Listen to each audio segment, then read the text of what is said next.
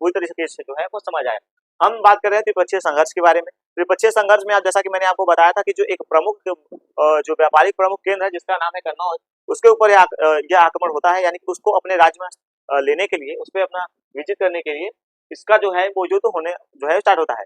इस युद्ध में भाग लेने वाले राष्ट्रकूट वंश, पाल वंश और गुर्जर प्रतिहार वंश हमें देखने को मिलते हैं। यानी कि आप देखेंगे ये तीन वंश जो है वह यह त्रिपक्षीय संघर्ष में कूदे हुए थे। इसी कारण इनको त्रिपक्षीय संघर्ष कहा जाता है, क्योंकि इसमें तीनों पक्ष के जो लोग हैं, जो राज्य हैं, वो इस संघर्ष में जो है वो कूदते हैं। उसके बाद आप देखेंगे हर्षवर्धन ने जो कन्नौज राज्य है इसका जो है वो निर्माण कार्य जो वो किया था। तो आप देखेंगे कि जो उसका निर्माण कार्य किया था, तो इसके बाद आप देखेंगे कि हर्षवर्धन ने इसको अपने हिसाब से, यानी कि आप देखेंगे अपने अनुसार इसको जो है वो डेवलप किया था। इसको एक व्यापारिक प्रमुख केंद्र, एक सामरिक दृष्टि से इसको डेवलप किया था। उसके बाद आप देखेंगे कि यहाँ से एक हमें रास्ता जो है वो जाता हुआ दिखता है, जो कि 5 राज्यों में व्यापारिक मार्ग के रूप में हमें देखने को मिलता है। तो यह भी एक प्रमुख हमें कारण देखने को मिल जाता है।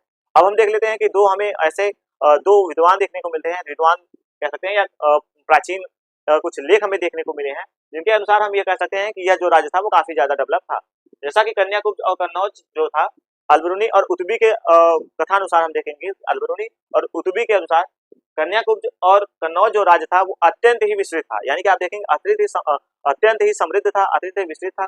उसके बारे में हमें सारे जो वर्णन है वो काफी ज्यादा समृद्धिपूर्ण देखने को मिल जाते हैं।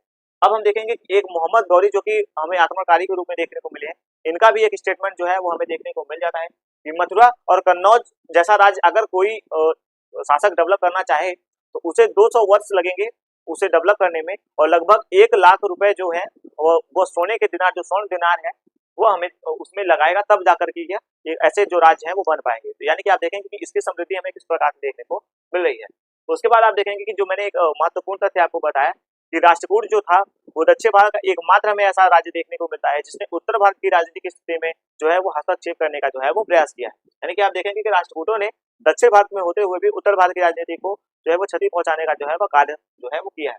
उन्होंने त्रिपक्षीय संघर्ष में भाग लिया, और कुछ समय के लिए आप देखेंगे उन्होंने कह सकते हैं कि कुछ समय के लिए उन्होंने जो कन्नौज राज्य है उसको अपने राज्य में मिलाने का जो है वो प्रयास किया है।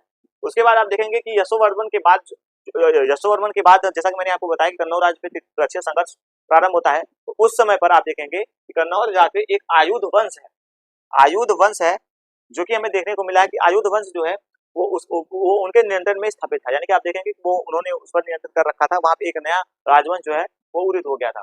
इसके हमें क्रमशः 3 शासक जो है वो देखने को मिल जाते हैं, जिनका नाम हमें देखने को मिलता है वज्रायुध, इंद्रायुध और चक्रायुध। यानी कि आप देखेंगे कि 3 जो शासक हैं वो हमें इसमें देखने को मिल जाते हैं। अब हम इसके आगे की बात जो है वो आगे करेंगे, आप इसका जो है एक बार स्क्रीनशॉट ले लें। यानी आप देखेंगे त्रिपक्षीय संघर्ष में जो विजित होता है, अंत में हम देखेंगे, हालांकि इसके हमें 4 चरण देखने को मिल जाता है। इस युद्ध के 4 चरण हमें देखने को मिलता है। कभी राष्ट्रकूटों के फेवर में ये पार्टी कन्नौज राज्य चला जाता है, कभी पाल के फेवर में ये राज्य चला जाता है, और कभी हम देखेंगे कि प्रतिहारों के में यह चला जाता है। लेकिन लास्ट में आप देखेंगे तो हमें इस कह सकते हैं लड़ाई का जो अंत हमें देखने को मिलता है वो यह देखने को मिलता है, इसमें हमने कन्नौज राज्य जो है वो एक महत्वपूर्ण भूमिका निभाता है, और कन्नौज राज्य अंत में इस राज्य पर जो है वो कह सकते हैं कि आधिपत्य जो है वो स्थापित कर लेता है। तो इस प्रकार से हमने इनके बारे में सारी बातें देखी।